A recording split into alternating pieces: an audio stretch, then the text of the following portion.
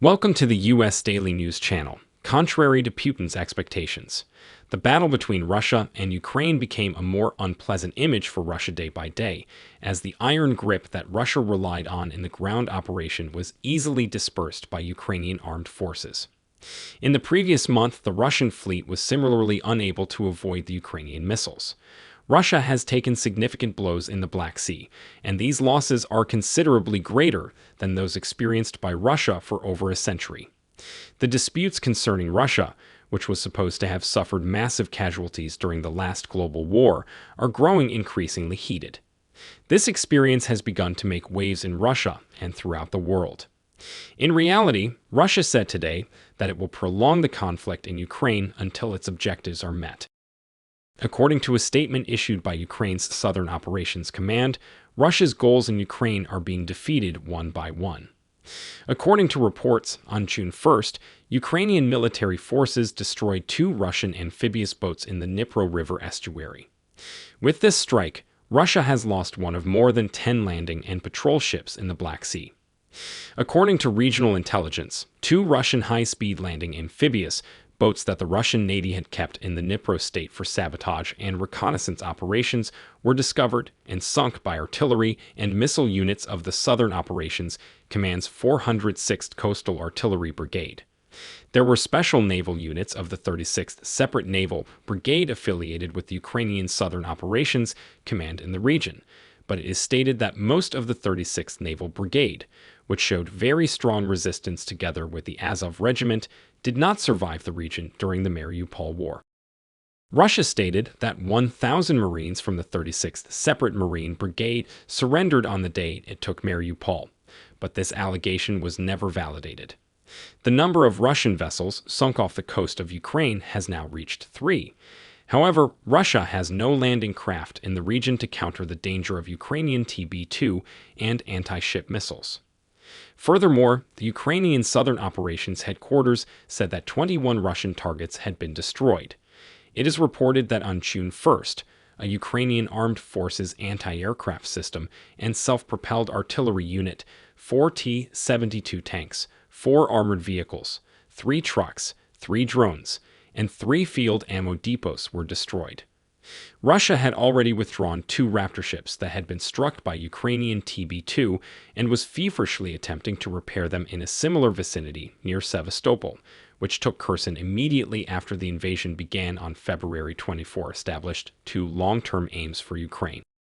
One of these goals was Mariupol, and the other was Odessa, in order to entirely cut Ukraine off from the Black Sea.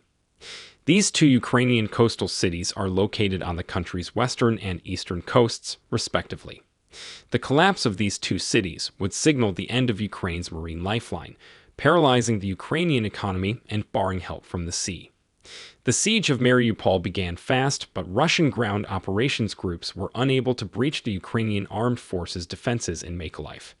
As a result, Russia devised a plan to land at Odessa in the Black Sea, and Snake Island off the coast of Odessa was captured.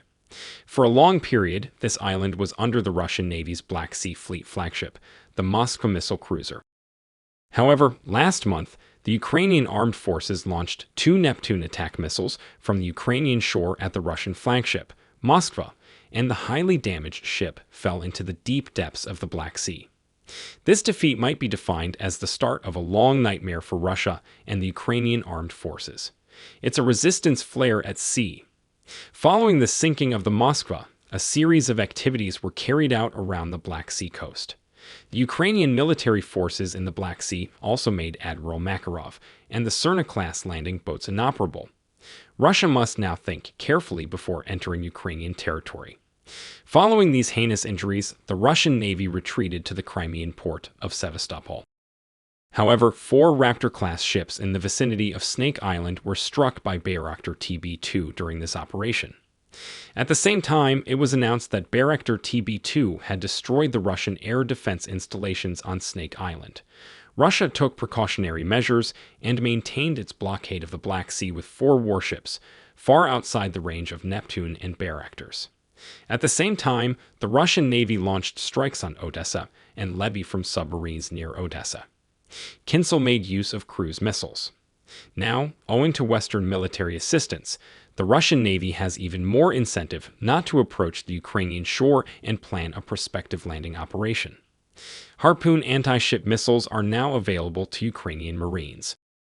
These missiles are critical for breaking the Russian blockade of the Black Sea and averting a global grain catastrophe. Ukrainian Foreign Minister Dmytro Kuleba responded to queries regarding Harpoon supplies to Ukraine and the possibility of a Royal Navy escort. Kuleba stated when discussing the military component, "It was not about unblocking ports. It was about military guarantees that Russia would not use access to Odessa to assault the city from the sea. For that purpose, we require the military presence of countries willing to take part in such an operation. We are seeking a balanced approach that would both restore exports and protect the country's security. That is crucial. We cannot tolerate turning a blind eye and unblocking everything because Russia cannot be trusted." He stated that the worldwide food scarcity, as well as the fact that Odessa remains in danger of Russian invasion, encourages the Ukrainian administration and NATO to break the Russian blockade in the Black Sea, as well as the shipping of Harpoon missiles to the region in order to break this embargo. This appears to be adequate at first, since they can drive Russian ships far beyond the Ukrainian shore with these spears, which have a considerably greater range than Neptune attack missiles. However, ships leaving Ukrainian ports may be assaulted by Russians near the Black Sea coast, causing Russia to maintain its embargo. The United Kingdom's decision to send escort soldiers to Ukrainian beaches will be effective here, preventing Russian warships from striking Ukrainian commerce ships. So, how can NATO get engaged in the Ukraine conflict? What type of strategy can it devise? Let us conduct some brainstorming regarding the current battleground and the ideas that the Ukrainian conflict has given to NATO. The current conflict in Ukraine has already altered public opinion about how a conflict should be fought in the 21st century. Some have called the unnecessary and entirely unjustified invasion of Russia the final war of the 20th century because it was based on prior conflicts techniques. Once demonstrated, platforms like the tank will need to adapt to the changing military terrain. The main reason for this is that the famed Russian tanks are easily destroyed even with simple shoulder-launched anti-tank weapons, and the tanks are entirely ineffective against today's most popular technology, unmanned aerial vehicles. The UK Ministry of Defence has also pushed UK businesses to increase equipment development for the UK Armed Services by announcing a £31.5 million campaign fund in the coming months for equipment, design, and delivery to the country. This cash will be extremely beneficial to Ukraine. At a moment where the conflict in Ukraine is projected to persist for many years, the chaotic situation in Ukraine has grown considerably more stable in recent days with the assistance of Western armaments. Ukraine finished its defense mission and launched an attack on the Russian forces.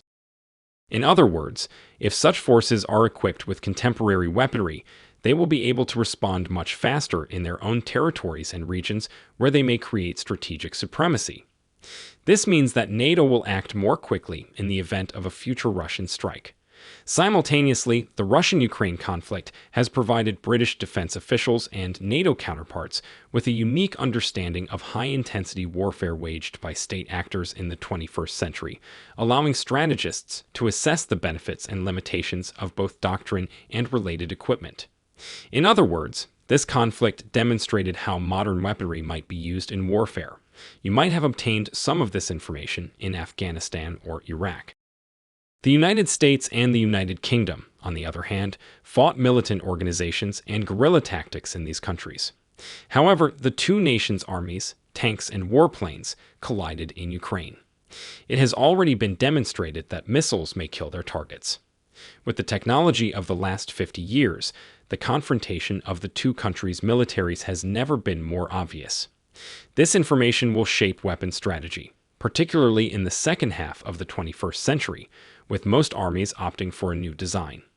It is now verified that many of the criteria on the battlefield have altered in favor of unmanned vehicles rather than manned vehicles, which has been consolidated.